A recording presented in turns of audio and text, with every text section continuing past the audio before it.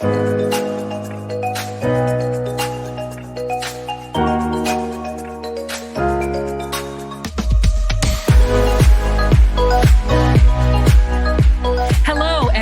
back to the Your Killer Life podcast. I'm your host, Tammey Woodford, and today I have a very special guest with me, Chris Gallo, and we're going to be breaking down some stereotypes. We're going to be doing a little bit of myth busting, and we're going to be bringing some awareness to a really important topic, and that is male breast cancer, because, and there is a hashtag for this, folks, men have breasts too, and we're going to talk about that. So welcome, Chris. I'm so excited to have you on the podcast.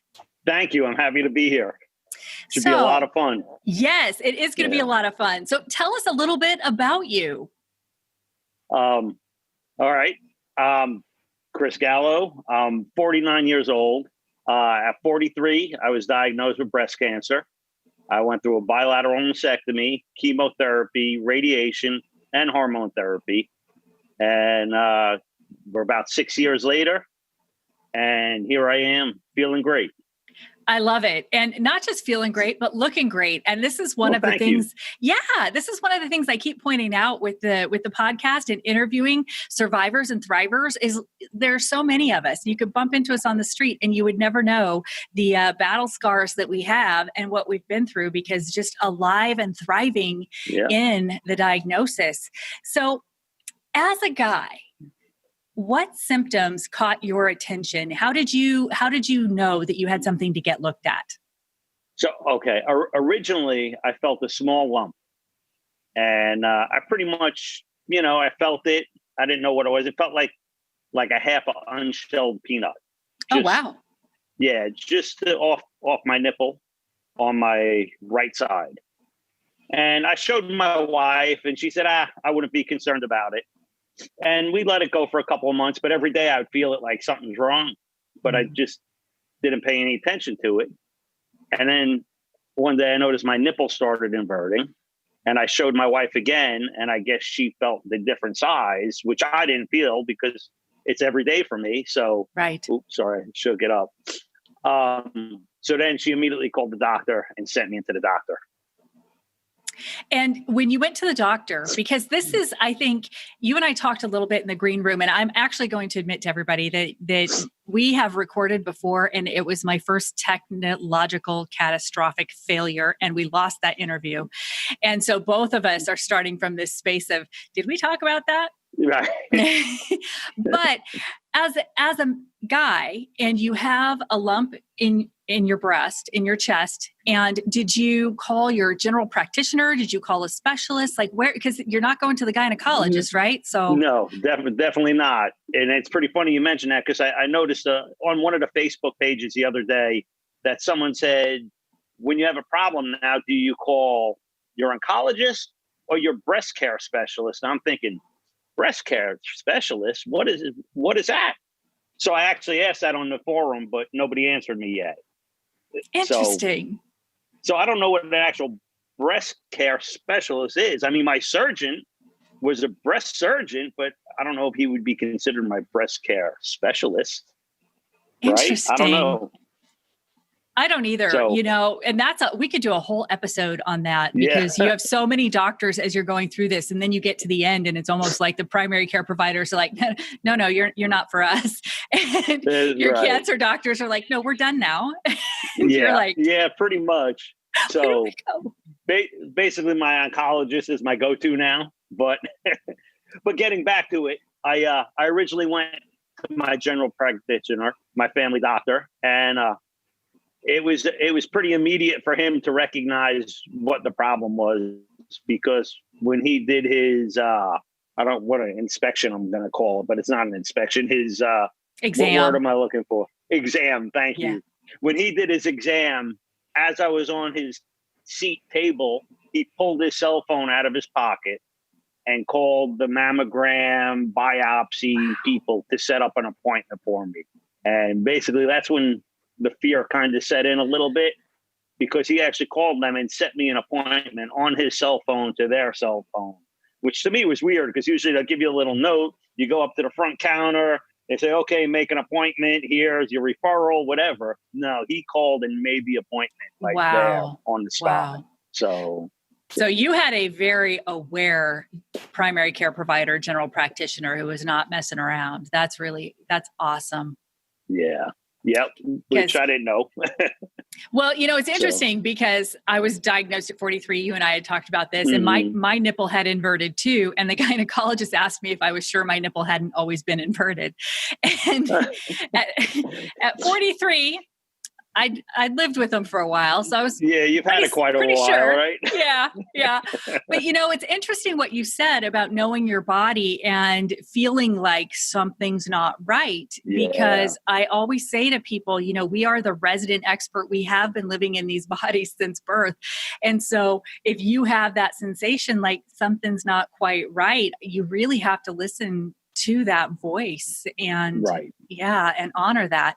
So that's a learning experience that came along with this too. Is I'm typical man before this where it'll go away. I'm not worried about it. I don't need to go see a doctor. But after this, everything I go to the doctor for now. It is one of those wake-up calls, isn't it? But that's also kind of one of the unfair things of cancer, especially at the beginning. It's like my elbow twitches. I don't know. Maybe it's the elbow cancer, right? Like everything is setting off alarms. Okay, so your GP, he made the appointment. Now, I'm going to guess that when you went... Well, actually, did you go for a mammogram? And were you probably the only guy there? And talk to us a little bit about that process. And did you get a biopsy as well? So, yes. I want to, for some reason, remember it all happened the same day where I had the mammogram, ultrasound, and biopsy. But the biopsy might have been a different day. I don't remember. And I've heard this in your other podcast. It's like... You don't remember things. It's like what happened when and how. But so, the mammogram is no different for men than it is for women. It's just less to put in the little squisher. Ow. So, So that was definitely an experience. And like I said, a lot of men don't know about this mammogram. And I went through it and they squished it in there and it was uncomfortable. So I think it would be more uncomfortable with more, to be honest with you, because it's more squishing, but I don't know. It's not comfortable, period. Yeah. So, and then you had an ultrasound. So you had your mammogram and ultrasound. So I had the mammogram and ultrasound, and here was another spark to me that this was not going to be like a good outcome, even though it's a good outcome now. But when I was having the ultrasound, I was talking with the ultrasound tech, and we were having a conversation like this, back and forth, smiling. And I guess when her image came up on her screen, she just stopped talking. And I could see her concentrating on the screen, and it just scared me. Where I made a joke, I asked her, I said, "Is it a boy or a girl?" And she, and she was like, "It's okay." And that's pretty much all she said. So it was, There is that weird space because my gynecologist was really good about ordering the ultrasound and mammogram on the same day. But when you're there, and for me, it was, go ahead and just leave your gown on. I think the doctor's going to want a different image from a different view. And then coming back and saying, we just didn't quite get, so we need to, and right? You're like, Yeah. And then when they took me for the ultrasound, I was like, okay. And I'm going to assume they're much more comfortable with women in there because I'm sure they don't see a lot of men. Probably not. Yeah, but I have to tell you, my ultrasound tech was crying. So that really startled me. And when the radiologist came in and told me you have cancer and a lot of it, it was the ultrasound tech that was in the corner with tears coming out of her eyes. And that probably scared me more than anything. And it was just so much of it, probably. So, yeah. So I had a little bit of the experience like that. She wasn't crying, but when I went into the next room and I remember some paperwork, she was telling me that it's going to be a journey. it's going to be a tough journey, but I'll be fine. And I'm thinking, Oh, okay, no. nobody, and I told that story once before to someone, and they're like, no, they can't tell you if you have cancer or not. They're just an ultrasound technician. And I'm like, well, she really didn't tell me that, but she kind of, whether she meant to say what she said or she didn't, it came across, It was. And I'm sorry if you hear the dogs barking. I do, but that's okay. You know what? We are living in the crazy world of COVID. Everybody's communicating by video, Zoom, whatever. So really, it's like people are having coffee with us at your house with your dogs. Yeah, right. So that's true. They're not supposed to, but at the same time, like, there's, and so it's sort of an understood, I think, more than anything. And the radiologist, he did let me know that day. And I didn't expect that either. I had never really had any major anything done. And so I didn't expect same day results. So, and of course, at that point, they just told me that I had cancer. I didn't know what type. I didn't even know there were different types until I had my biopsy. So you had your biopsy. I had my biopsy, and I didn't know there was different types of breast cancer. I thought breast cancer was breast cancer, but so I had my biopsy, and then I guess they sent the results, came back. They sent it to my primary physician, and he actually called me. I was actually up at Daytona Bike Week when the results came in, and it was like a Thursday afternoon. They called me up, and they said, you need to come in tomorrow morning. And I said, well, I'm actually up in Daytona for the weekend for Bike Week, and I'm not home this weekend. And they're like, no, the doctor needs to see you first thing in the morning. And I'm thinking, really, lady? I know what you're trying to say, but you're not going to tell me on the phone. Because I think I even asked her, well, just tell me on the phone. And she said, I can't.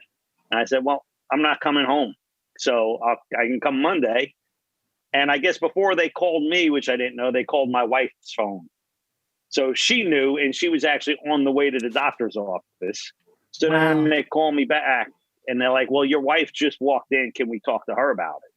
I said, you can, but I want you to understand, I'm not coming home for the weekend. So, don't get her upset.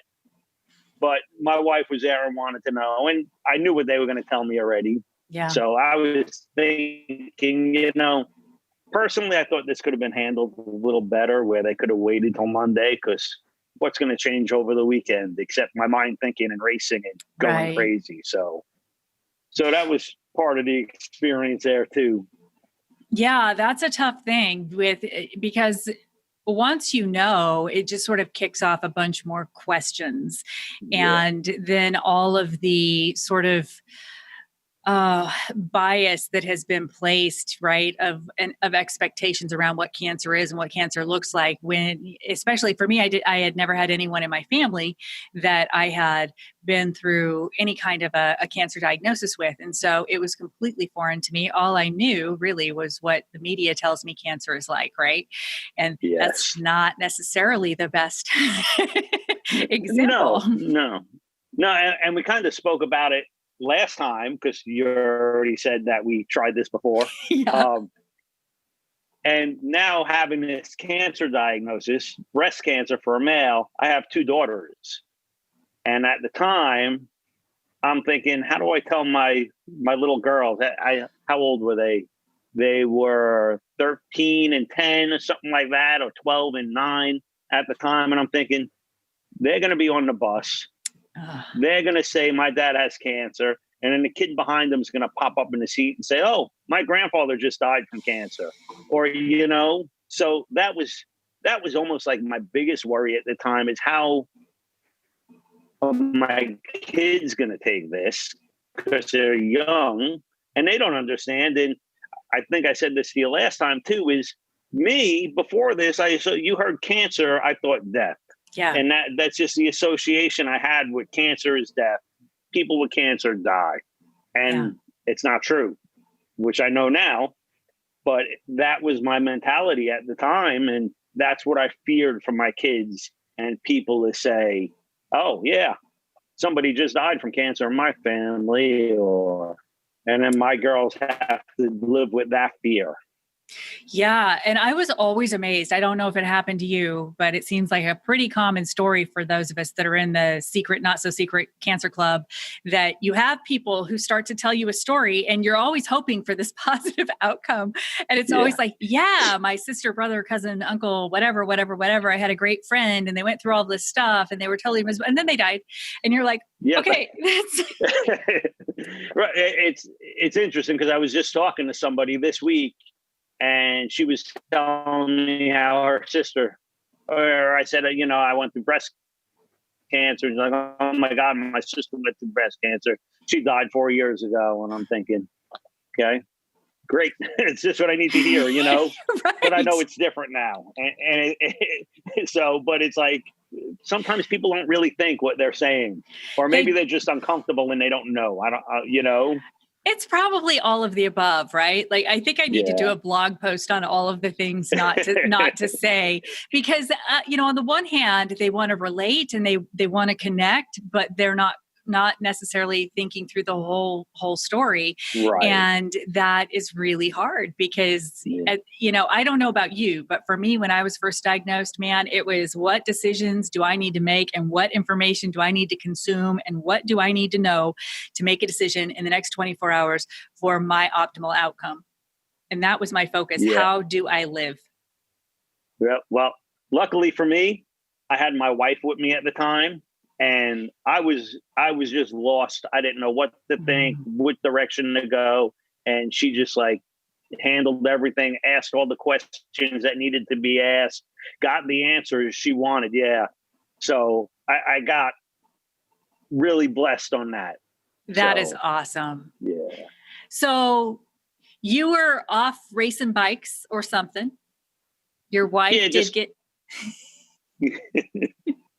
No, I'm going to tell you, as a cancer survivor, that makes total sense to me. Like, what's going to change between Friday and Monday? I am going to go enjoy my weekend to the best of my ability. So what type of cancer did you find out that you had? Invasive ductal carcinoma. Did I say that correctly? Yes, I think I did. You did. Yes. Okay. I usually mess up a word here or there, but yeah, invasive ductal carcinoma, and it was stage 2A. 2A. And so was it then, of course, you don't know until you have the mastectomies, but was it, and you had bilateral mastectomy? Yes, that's correct. Okay. Was it in both sides or how did you make that decision or what kind of? It was only in one side, but I also had the BRCA test and I was positive for the BRCA gene. So my surgeon pretty much was leaning towards a bilateral, basically because he told me because of the BRCA gene, because of the rarity in men and the mutation of my cancer, he believes the best way to go would be the bilateral.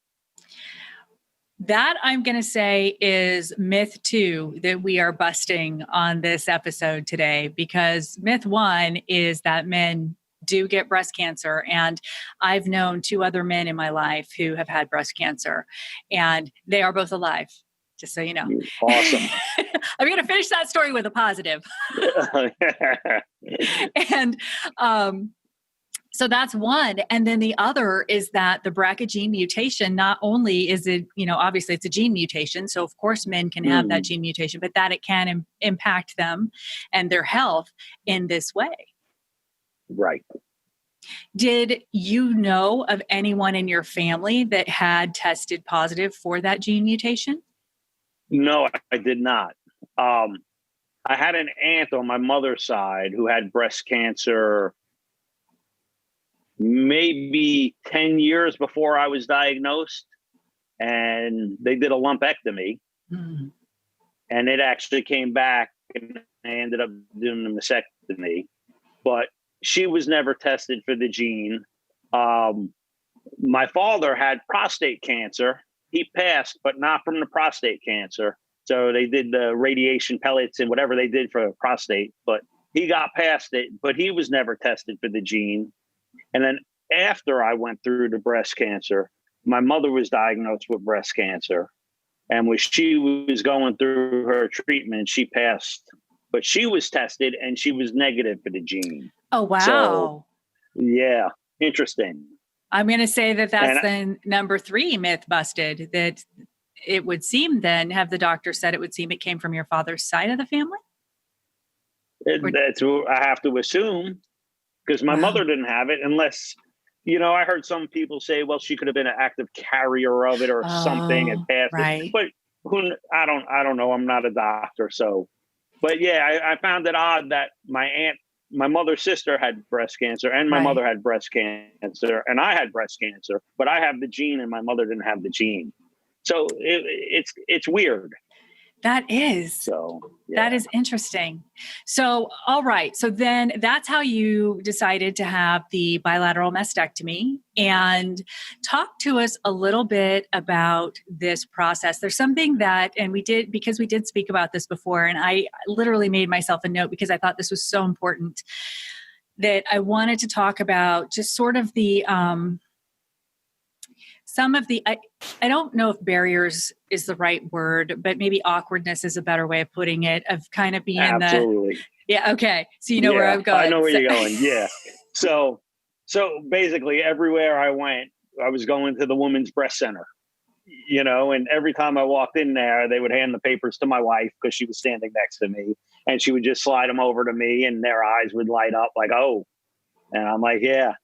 So, and they always gave me the form and they wanted to know who my gynecologist was, when my last menstrual cycle was. And I said, I don't.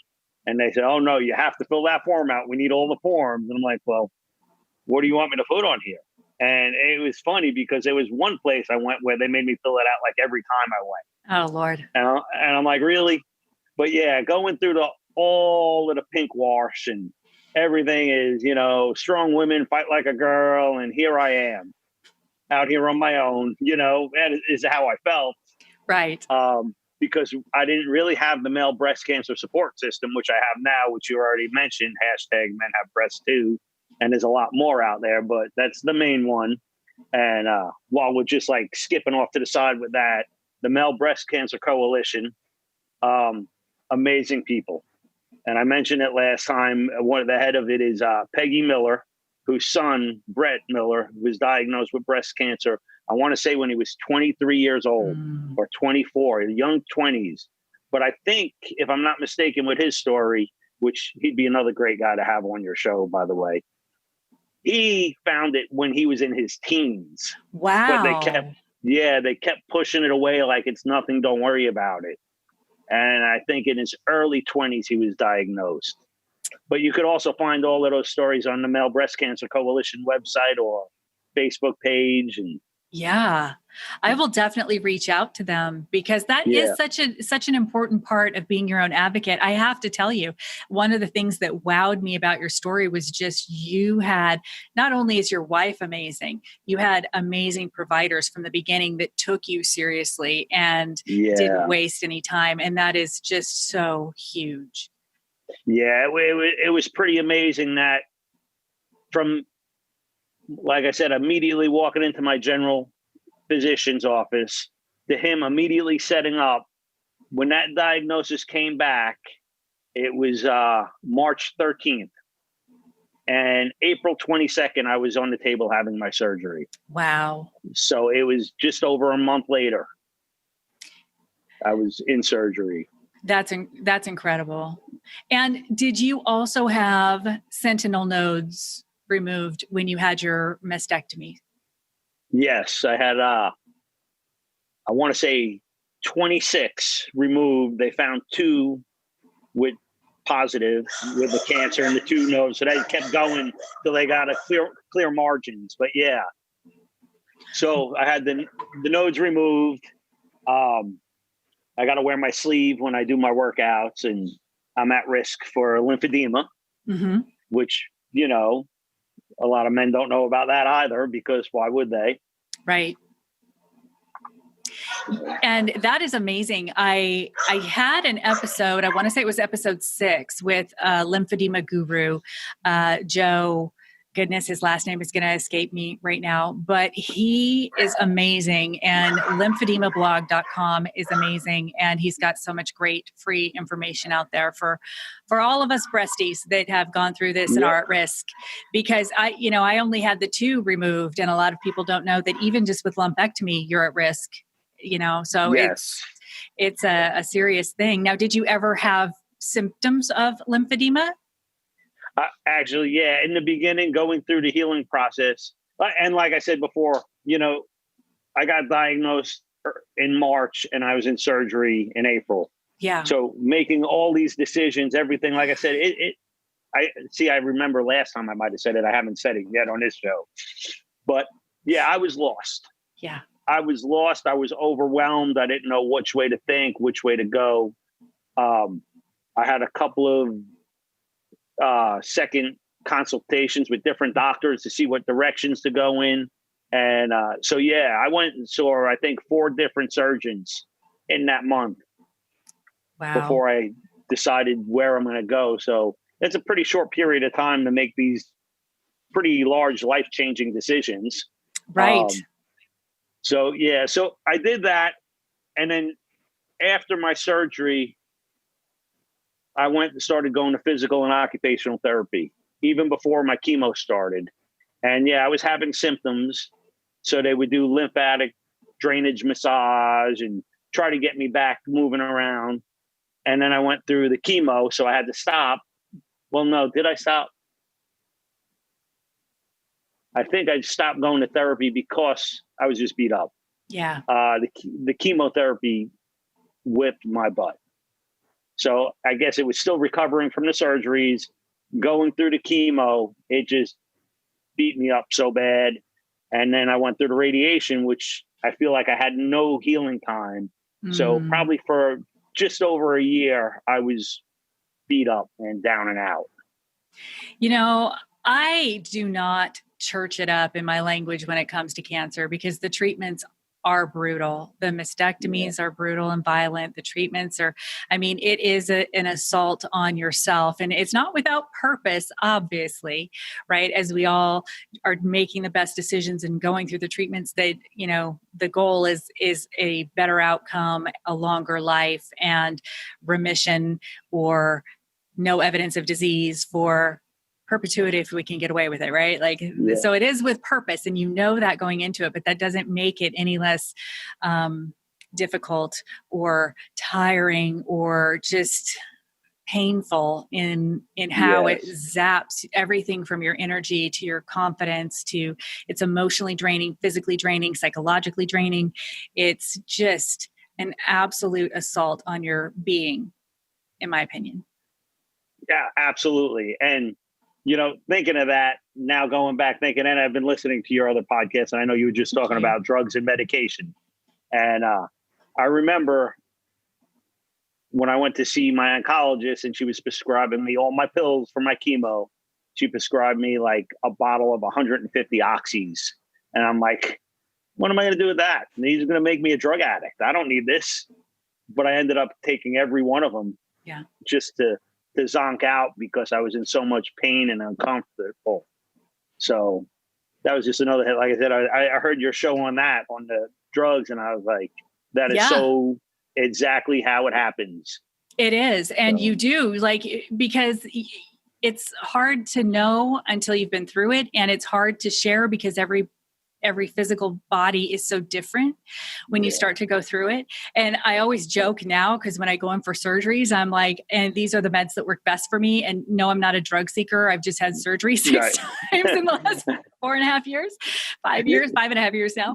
So, you know way too much on which drugs work. I do. Trust me, I get the side glance, but you do, what works for you. Yeah. And so, but I also was, I've always been one of those people that even with I don't need a Tylenol, I don't need an Advil, I don't need a whatever, I'll just work through it. And there's something about the deep to the core pain that unless you're there, I will never, ever in my life ever question a chronic pain patient, because that was the other thing I came out of with Reconstruction, with chronic pain. And I had no idea that would be in my future. It's better now with the last procedure I had, but So when So, we talked last time, and I had asked the question, you're going to probably know right where I'm going with this too, but I'd asked the question of how it went as you were telling your coworkers and your friends and stuff, and starting to let folks know that this was in your future. You had some pretty surprising yeah, reactions. I was at work one day and I was telling a coworker, and I said, "Hey, I got breast cancer." And he started like hysterical laughing and pat me on the back, being like, "Man, what are you joking for? Why are you, such a stupid joke." And I'm like, "No, man, it's not a joke." And he said, "Yeah, it is. Men can't have breast cancer." And I'm like, "Well, I have breast cancer." And I guess he realized it's not a joke, and he put it together, and it's just so serious. But it was like the best knock knock joke he ever heard at first. He was just, he was just hysterical. And I'm like, "No, man, it's not funny." And yeah, so I got a lot of reactions like that from most of the men. Not everybody laughing. They're like, but everyone's surprised. Right. Like, men, how do you have breast cancer? Men get breast cancer? And I'm like, yeah, they do. So That is, I have to tell you, when that broke my heart when you told me that the first time, and it still does. And it also just reinforces how much I appreciate you coming on the show to talk about it, because we have listeners that are caregivers and, sons and husbands, and every man should know that it's yeah, something that they need to be aware of within their body as well. And so thank you again for yeah, coming on and sharing that absolutely. story. As crappy as that was in that moment, without a doubt. But being able to be here now and share that story and be such an advocate. So with that, I'm sorry, but no. Like you said, everybody's got some male in their life, whether it's a son, brother, uncle, father, cousin, that knows somebody that needs to be aware. Did I lose you? There we are. Okay. Yeah. So, someone tried calling me. I'm sorry. But everybody needs to be aware, because everybody is susceptible to getting breast cancer. Really. Yeah. If you're a human being, you can get breast cancer. So, exactly. And we got to spread the word that, like, we all know about breast cancer now, I think, through all the fundraisers and walks and marches in October. Yeah. But a lot of people don't know that men get it too. And just recently, I started seeing in some of their literature from the bigger cancer advocate people about men, and they're putting men in. So it's not just geared towards women anymore. That is great news. Yeah. I'm really glad to hear that. A lot of people probably won't pick up on that, but that's something I look at and I see and I pick up immediately, Yeah. I would too. I think those of us that are in that breast cancer club, secret definitely. Club. Yeah, we definitely, we do, because we want to make sure that we're all taken care of and that we all have the best possible outcome. Yeah. I think maybe another myth that we bust is that you did go through, like, your treatment was the gold standard of treatment for invasive ductal carcinoma. And so you did, in addition to the bilateral mastectomy, which was from the BRCA, you also did the chemotherapy, you did the radiation. So your body went through the hair loss. And so I know for women, losing our hair and losing our eyelashes and losing that part of our identity, in addition to our breasts, it is very traumatic, PTSD, confidence annihilating. Like, there are so many different ways I can describe the pain of that. From a guy's perspective, how did you emotionally process going through all of that? And was that also for you a huge confidence hit? And did you feel how did you feel? I'll just put it that way. How did you feel going through that? The eyebrows did it for me. Mm-hmm. When the eyebrows were gone, I felt and looked sick. You know what I mean? Before that, there was still eyebrows. My hair was coming out, so I shaved it. No big deal. I've shaved my head in the past just for hot summers, But when my eyebrows were gone, it was just like visibly, I felt sick, and I felt like I looked sick. And I also had no color in my skin, you know, it's pale white, but to me, it was the eyebrows. I was pale white before the eyebrows fell out. But when the eyebrows were gone, that's when I kind of felt sick. So yeah, it's traumatic. I look back and I have a picture somewhere with no eyebrows, and I look at it and I'm like, wow, you know, but yeah, got through it. And like I said, I feel so much better now. Oh, yeah.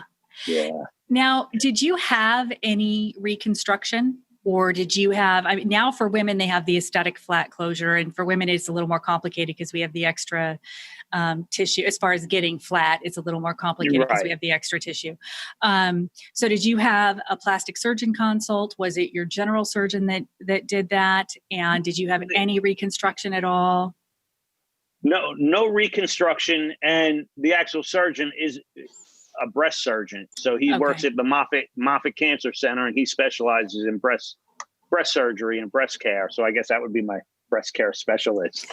But yeah. So, and we talked about this last time, and I wouldn't have referred to it like this, but I guess it is like a flat closure, I guess is what you would call it. But it super clean. The way it looks for me, I don't feel like I need reconstruction. So I don't know if I'd want to go through that from some of the stories I hear either.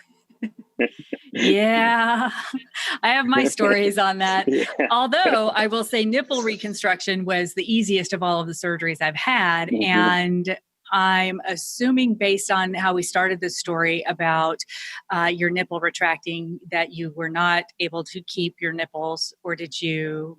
Yeah, no nipples. Nipples are gone. Yeah. So, like I said, the surgery, to me, it looks real clean. My scars are not puffy like I've seen in other scars. Yeah. So they came out real nice.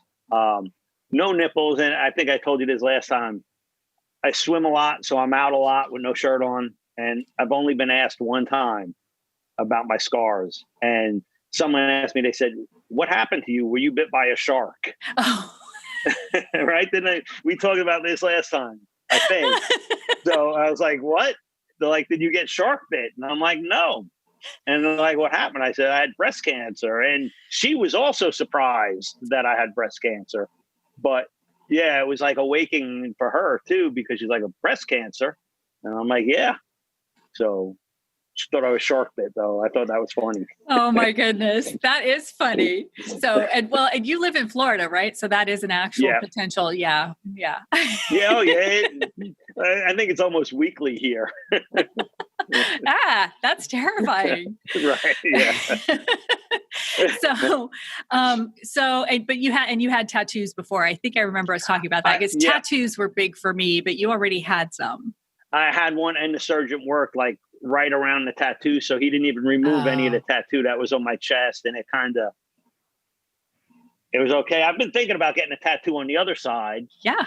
But I don't know. It's very like numb but sensitive at the same time. So, you know. Yeah. So I don't know. You know what I'm talking about. I do. And sometimes it was like a ultrasonic toothbrush. You just feel the vibration. Yeah. And then, but the problem is I fell asleep and then she found a nerve, and that woke me up. That woke me up. So yeah, it's definitely different. So yeah.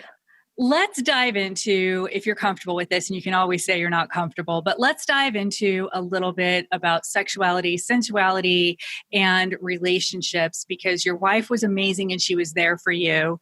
And I mean, I have so much love for her just by how much love you have and share for her. And I know for me that, feeling attractive was a challenge for quite some time. And from a guy's perspective going through this, was there an impact for you in that area, if you're comfortable talking about it? Yeah, absolutely. So going through this surgery and then basically being in bed or on the couch, I was actually in a recliner chair for almost a year, if not over a year. I gained a bunch of weight because they had me on, you didn't go through chemo, right? No, I didn't. So the chemotherapy, and I think you also talked about this in another one, 1 second you're pooping, and then now you can't poop for days, and now everything's coming out. So you either constipated or diarrhea. There's no in between. So going through that, I gained a bunch of weight. They gave me Marinol to keep my appetite up. Right. But it really keeps your appetite up. And I ate everything. So I gained a bunch of weight because I was doing nothing but sitting around, taking medication and eating. And then I had like this whole shelf where my belly just stuck out. There was no breast tissue. Yes. And it just looked odd, So I was like, what? So it was very weird.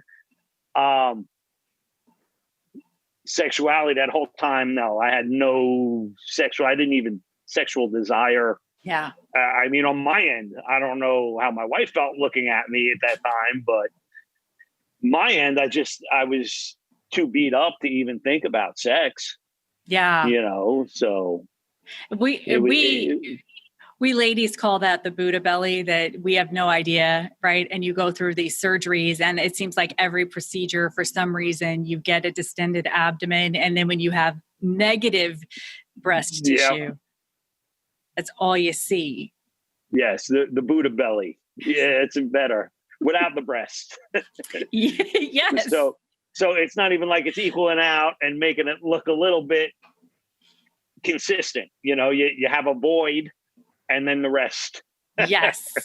And, that's interesting, because a lot of people, I think, and you were gracious enough to provide me with some photos, and I'm going to put those in the show notes out on the blog for folks to see, because you weathered this. And of course, probably looking back and being in the middle of that train ride, it probably didn't feel like it, but you have really embraced just, it seems, living intentionally and in the moment, and have worked so hard on reclamation and getting your health back.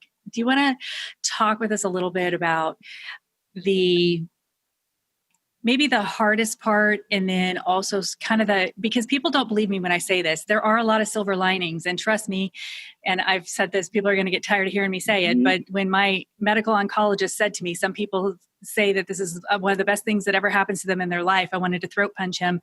And yet here I am 5.5 years later saying, I now intentionally live every day and seek my joy because of this. And had I not had this experience, it would have been, I still would be an automaton in the corporate world and banking my vacation and my happiness for a future day. Right. Yeah, so. Absolutely. So going back to a couple of things you already hit on. Well, the worst thing is I really felt like when I was going through everything, I felt like I wasn't coming out of this. Mm-hmm. I felt defeated. I felt like I wasn't going to go back to work. I felt like I was going to be on Social Security disability, and how am I going to take care of my family? Plus all that medicine brain and chemo brain, and nothing's working. That was the worst part about it. The best part was, like I said, it's almost like finding myself. And what helped me is actually the physical therapy, occupational therapy place I went to, which is actually called Doctors of Women's Health. But I got to tell you, what a difference in my life these therapists have made. Actually, one of them became one of my best friends and helped me find my health. So I run every day now. I've actually the longest I ran was a 50K. So these are things I would have never imagined doing in my life. Yeah. I just make sure my day is joyful. I make it a purpose. Like you said, I used to bank all my time. At the time, luckily, I did bank all my sick time and vacation time because I used it all. But now I use it for vacation. If I want to make a long weekend to go do something, I'm going to make a long weekend. I try to get out every morning and get the sunrise. I just live with that purpose of today. Today is my day. We're going to make something happen today. I'm going to enjoy it. I'm going to smile. I'm going to try to make other people smile. And that's pretty much how I try to go through every day. I love that. Yeah. And as a parent, as a father, has this experience impacted how you communicate with your girls? And I forget their age now, but they're getting close to graduating and starting college. And next week she's going off to college. okay. Yeah. So 18 and 15 next week too. Next week, the younger one will be 15. Oh my gosh. And next week we move our oldest one, who's 18, out to college. Wow. So, yeah. So, okay. So we all have the American dream, right? All those boxes that you tick off, but now you've had this different experience and awakening, and has that kind of. So it's funny you say that, because this whole time going through this and trying to find my health, I was still on the hormone therapy, which never helped me feel good. I tried so hard, but I just never felt good. So they had me on an anastrozole for 5 years, and then they wanted me on tamoxifen for the next 5. Talking with my doctor, I opted out of tamoxifen. I said, look, I need a couple of months break. I want to feel better. I want to see. My wife says I'm a different person. I was grouchy all the time. I was aggravated, and it was absolutely the medication. So unfortunately, that 5 years, I was aggravated, even though I was trying so hard not to be. Every little thing would aggravate me, exhausted all the time, but I'd still wake up and go try to run. I'd still go to the gym. I'd still get a workout in, but I didn't realize what a hold that medication had on me. I am so glad you brought that up, because I forgot to ask you that. So was your cancer estrogen, progesterone positive? Yes. Okay. And that is another myth that we're going to bust right here, because when it comes to hormones, we all have them all. It's just the ratios. And that's right. And so you were on medication then that would halt some of that estrogen absorption or production. And it is very impactful on the body. And the side effects of the treatments they can also, even the oral meds can be very brutal. So, yep.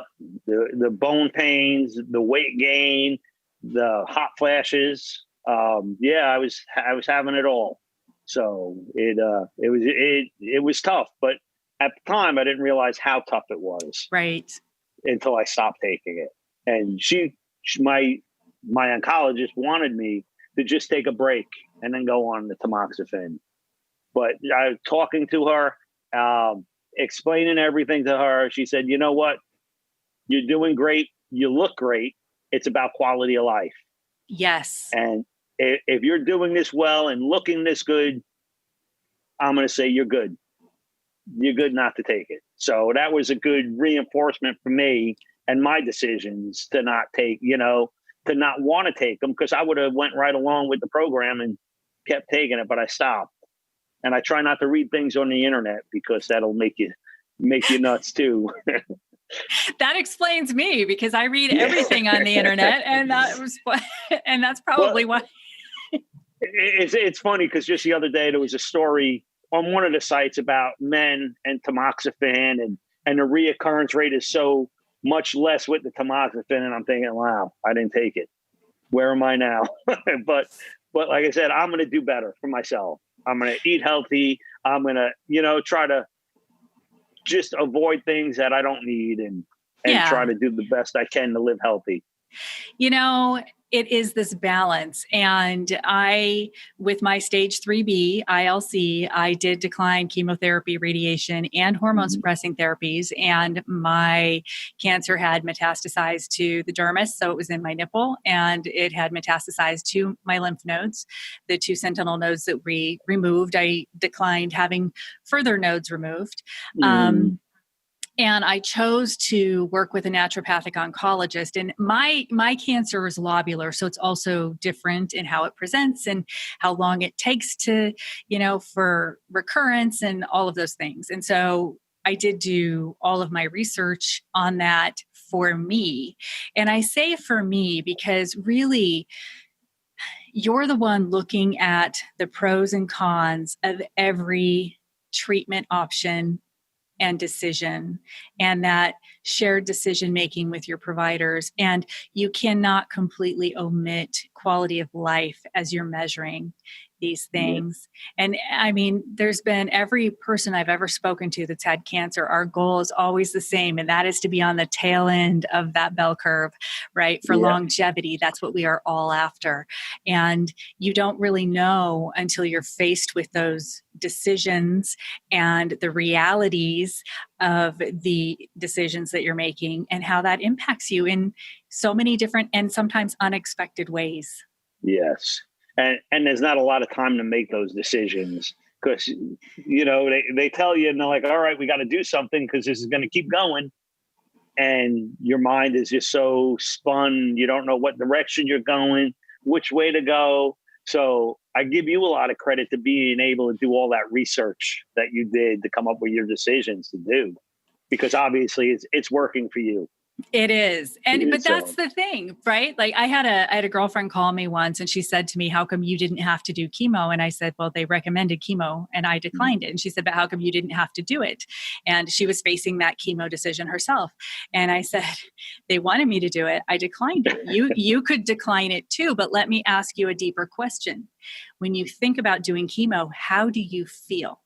And she said, well, they're telling me that. And I said, no. How do you feel? And she paused for a minute and she said, well, I feel like that's how I'm going to be healed. I feel like doing that is going to extend my life. And I said, well, then that's your answer. Yeah, that's what you do. That's your treatment path. And again, that's sort of that sixth sense of knowing in your gut. And I'm sure there's a lot of people, I'll probably get some comments on this one of all my woo-woo stuff. But again, paying attention to your body, listening to what feels right for you, having ownership and being your own advocate. And, you know, I also knew that if I changed my mind later, all of that stuff is still there. Yeah. But we couldn't find any cancer in my body at the time. And so a hard decision to make, saying, well, we can wait till later.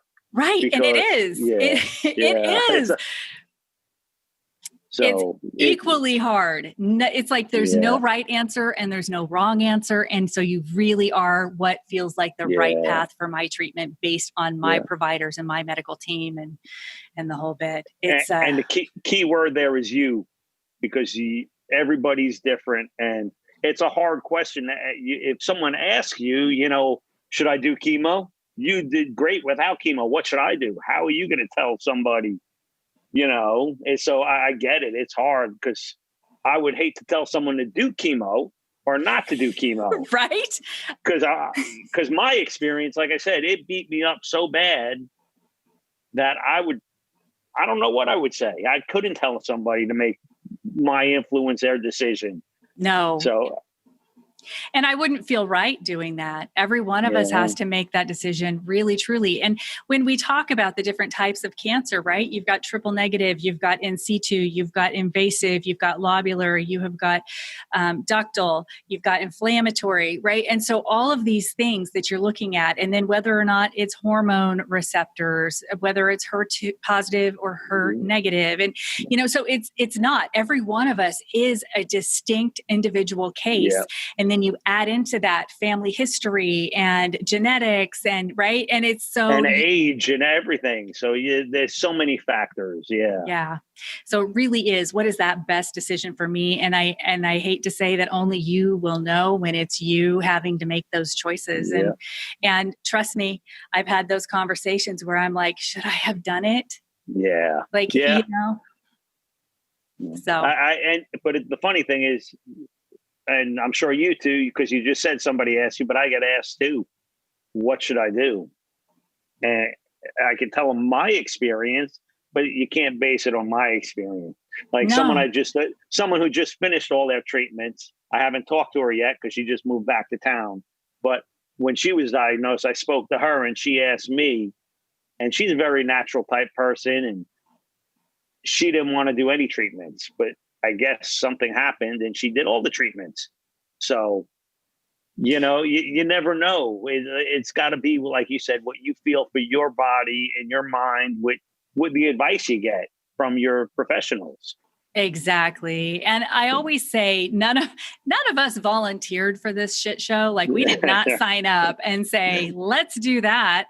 So, you find yourself in the middle of it, and it is really just being in not the eye of the storm where it's calm. You are literally on that outer edge of a tornado, and you're just trying to figure out, what is best for me. And there's so much pressure. There's pressure from family. There's pressure from, and so my biggest takeaway for me is that I will always love on a person and their decision, because their decision is the best decision for them. And yeah. And that is the best way to be, because all we can do is support and love each other through this. Those of us who've been through it, whatever elements of it, love and support each other through it. Yep, that's it. And help them find joy. Yes. You make a joyful day and a smile and move on, right? Exactly. Yeah. Exactly. Oh my gosh. So what would you, as we get close to wrapping up, what would you tell our male listeners? Normally I ask for a nugget, like one thing, but I got to tell you, there are so many kind of myths that we are busting here. And I think this is such an important topic. So just guy to guy, what advice would you have to men who are listening when it comes to breast cancer and guys? All right. It might be a little more than one little nugget, but one, men, be aware. And I don't know how many men you have listening, because I'm sure your base is mostly women. But like I said, there's men in their life somewhere. Help them be aware of it. And to the men, the groups are out there. There is support out there. It's not as uncommon as we think it is. We're out there. Your support systems are there, and we can be there. You just have to come out and talk about it, because there's nothing to be ashamed of. And don't let the pinkification keep you from getting the help that you need. Kudos to you for going through that, and to your wife for so patiently standing there with you as you did. Yeah, oh, yeah. That is just incredible. Yeah. And I really do hope that we start seeing some change in that. And I was telling you in the green room, I had a recording an episode that I did with a plastic surgeon who we were talking about aesthetic flat closure, and we were talking about male reconstruction, and how there is still so much education that is happening there as well. And so maybe at some point, October will be a little less pink, and we will come up with a new color for. Yeah, well, the Male Breast Cancer Coalition goes with the pink and blue ribbon. Oh, I love that. So yeah, so it's pink and blue. Men have breasts too. But yeah, it's out there. How did I miss that? My goodness. So I am going to make sure and link to the websites that you've mentioned. And also I'm going to connect with you, and we'll link to the groups that are out there, so that anybody who stumbles upon this can find those support groups. And I want to thank you so much for the photos, because I think it's so good for all of us to be able to bond. I've posted my mastectomy photos as well. Yours looks better than mine, but but we were saving stuff for later work. Yeah. But I think it's important to see that, and to know that, and to be able to have that empathy, and to take some of the unknowns out of it. And you've really done that today for any man who's listening, or any listener who has a man in their life who's going through this, or might be going through this, to know and to be able to see and to hear and see the health and vibrancy on the other side. Thank you so much for sharing your story and coming on and putting up with me through technical difficulties. No, thank you for having me. Thank you for being aware about men and breast cancer and hitting the topic on your show, because the more we get it out there, the better. So, absolutely. Thank you. Yeah. All right. So for our listeners, thank you for joining us for another episode of Your Killer Life. Make sure you like and subscribe. Also, be sure and check out our sponsor, Riverdance Soap Works. They are amazing. I have been using their all-natural deodorants since I was diagnosed. And get this, they actually work. Yeah, an all-natural product that actually works. So well, Griff has switched to it and stole my deodorant. So there you go. Next time, we will have another amazing guest and another amazing episode. Thank you again. And until then, keep building your killer life. you.